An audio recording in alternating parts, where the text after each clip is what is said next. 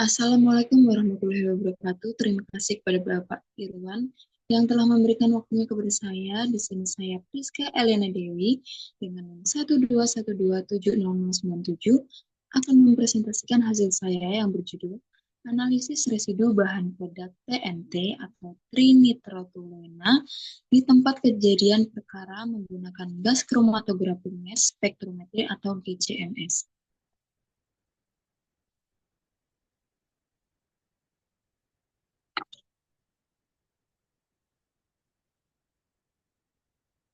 Dalam ilmu forensik, identifikasi bahan peledak di tempat kejadian perkara atau TKP memiliki peran krusial karena dampak dan risiko keamanannya sangat tinggi.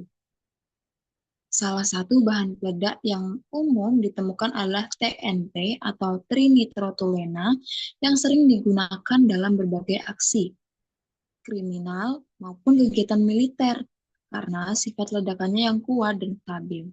Residu bahan peledak ini kerap tertinggal dalam jumlah sangat kecil di sedikit TKP dan bersifat mudah menguap, sehingga sulit dideteksi. Oleh karena itu, diperlukan metode analisis kimia yang sangat sensitif dan selektif.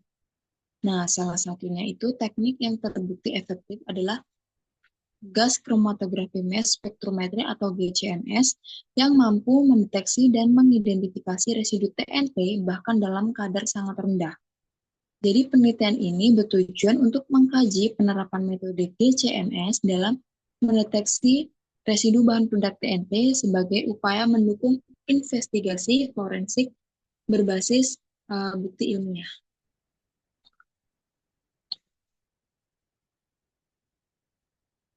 Nah, penelitian ini yaitu bertujuan untuk menjelaskan prinsip dan menerapkan metode GCMS dalam mendeteksi residu bahan peledak TNT di tempat kejadian perkara secara efektif, cepat, dan akurat.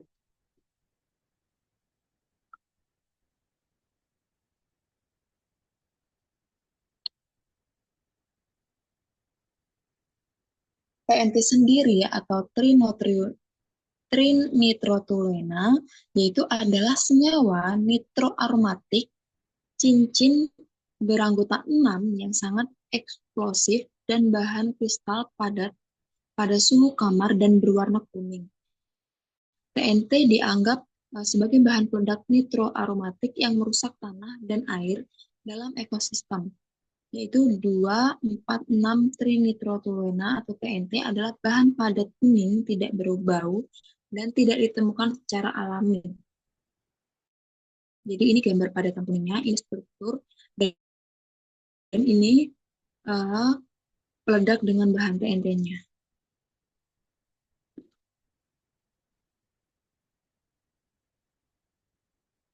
Yang kedua itu ada pengertian gas kromatografi mass spektrometri atau yang biasanya disebut GCMS.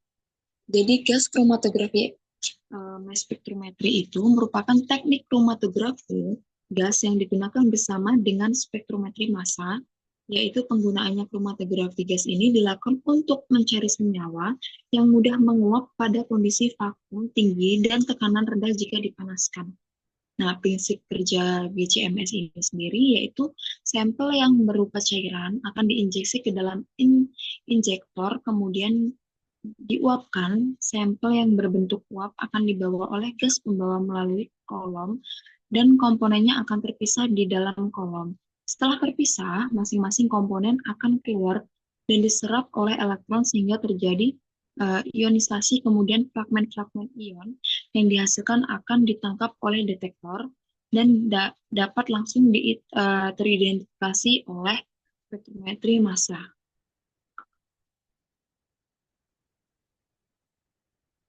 Nah, kemudian itu ada cara kerja GCMS, yaitu suatu fase gerak yang berbentuk gas mengalir di bawah tekanan melewati pipa yang dipanaskan dan disalut dengan fase diam cair atau dikemas dengan fase diam cair yang disalut pada suatu penyangga padat.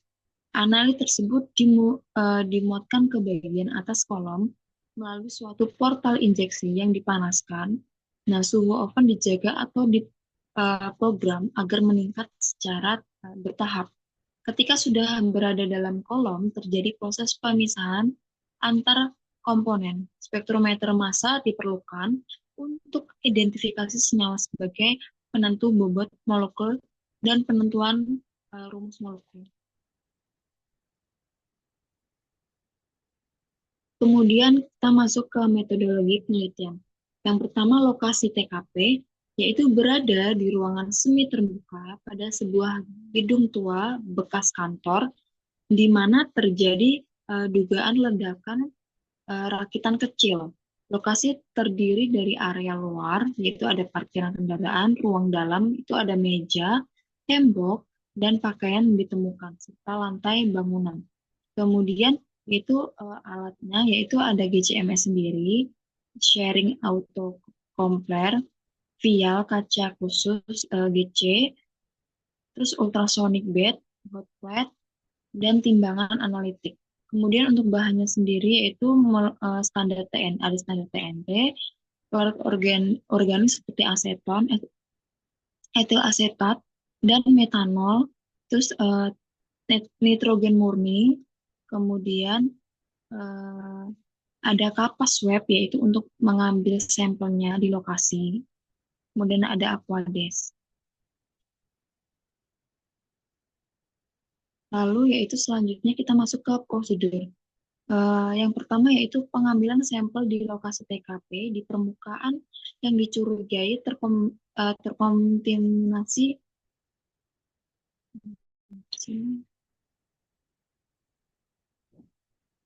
terkontaminasi uh, residu TNT menggunakan kapas swab steril. Kemudian yang kedua, swab yang telah dikumpulkan diekstraksi menggunakan pelarut organik seperti etil ester 2-3 mili, kemudian ditempatkan ke dalam ultrasonic bed selama 10-15 menit untuk membantu pelarutan residu setelah ekstraksi larutan yang disaring atau disentrifusi lalu dipindahkan ke dalam vial GC berkapasitas 2 mili untuk dianalisis. Kemudian instrumen GCMS itu akan dikalibrasi menggunakan larutan standar TNT, parameter operasional seperti suhu, kemudian suhu kolom, aliran gas pembawa, serta mode pemindahan massa diatur sesuai standar metode agar akurat untuk mendeteksi TNT sendiri. Kemudian yang keempat itu sampel cair yang telah diekstrak tadi akan dimasukkan ke dalam sistem GCMS menggunakan sharing auto compare dengan volume injeksi sekitar 1 mikroliter. Kemudian injeksi dilakukan secara otomatis dan sistem memulai pemisahan senyawa di kolom GC sebelum masuk ke dalam detektor MS. Kemudian yang kelima itu hasil pemisahan dan identifikasi senyawa ditampilkan dalam bentuk kromatogram dan spektrum massa. Puncak yang muncul pada waktu retensi tertentu dibandingkan dengan waktu retensi dan pada fragmen dari standar TNT. Jika ditemukan kesesuaian, maka dapat dipastikan bahwa sampel mengandung residu TNT.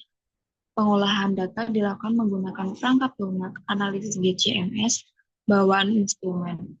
Kemudian yang terakhir yaitu sebelum dan sesudah analisis sampel dilakukan pengukuran larutan blanko untuk memastikan tidak ada kontaminasi silang.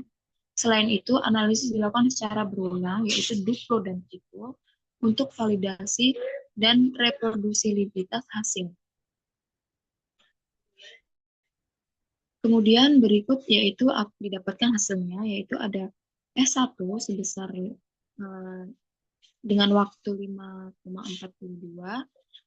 dengan 85.000 CPS dan konsentrasinya itu didapatkan 3,2 mikrogram per mililiter, yaitu didapatkan positif TNT. Kemudian untuk S2-nya yaitu didapatkan 2,87 mikrogram per mililiter, yaitu positif TNT, dan yang S3-nya itu 5,44 dengan waktu 5,44 itu di bawah LOD atau limit of detection, yaitu berarti negatif TNT. Kemudian yang S4-nya didapatkan 2,51 mikrogram per mililiter dengan positif TNT. Kemudian yang S5-nya itu juga negatif TNT. Kemudian untuk pembahasannya, hasil analisis menggunakan instrumen gas kromatografi mass spektro, yaitu menunjukkan bahwa 3 dari 5 sampel yang diambil dari tempat kejadian perkara mengandung residu TNT dalam jumlah yang terdeteksi. Yang pertama, sampel S1 atau di permukaan logam kolong mobil itu menunjukkan adanya TNT sebesar 3,25 miligram per mililiter. Kemudian sampel S2-nya itu yaitu menunjukkan di meja kayu dekat jendela, yaitu menunjukkan adanya TNT sebesar 2,87 mikrogram per mililiter. Kemudian yang ketiga itu sampel S3-nya, yaitu di potongan pakaian tersangka itu tidak terdeteksi TNT, itu karena tekstil itu merupakan permukaan yang um, mudah menyerap, tapi sulit melepaskan kembali bahan TNT saat dilakukan ekstraksi. Kemudian yang keempat itu ada sampel S4, yaitu di lantai beton dekat pintu masuk. Itu menunjukkan adanya TNT sebesar 2,51 mikrogram per mililiter. Kemudian untuk sampel 5-nya itu di tembok ruang sebelah, jadi itu cukup jauh ya, jadi tidak terdeteksi TNT juga. Kemudian kesimpulannya yaitu pada analisis di TKP kejadian yang terjadi ledakan dari bahan TNT menggunakan GCMS yaitu sebagai berikut. Yang pertama, hasil yang terdeteksi mengandung TNT pada TKP yaitu pada S1, S2, dan S3 yaitu sebesar 3,2 mikrogram per mililiter, 2,87 mikrogram per mililiter, dan 2,51 mikrogram per mililiter. Yang kedua, yaitu hasil di TKP pada S3 dan S5 itu tidak terdeteksi adanya TNT. Kemudian ini berikut daftar pustaka yang digunakan. Terima kasih. Mungkin sekian presentasi dari saya. Saya akhiri. Wassalamualaikum warahmatullahi wabarakatuh.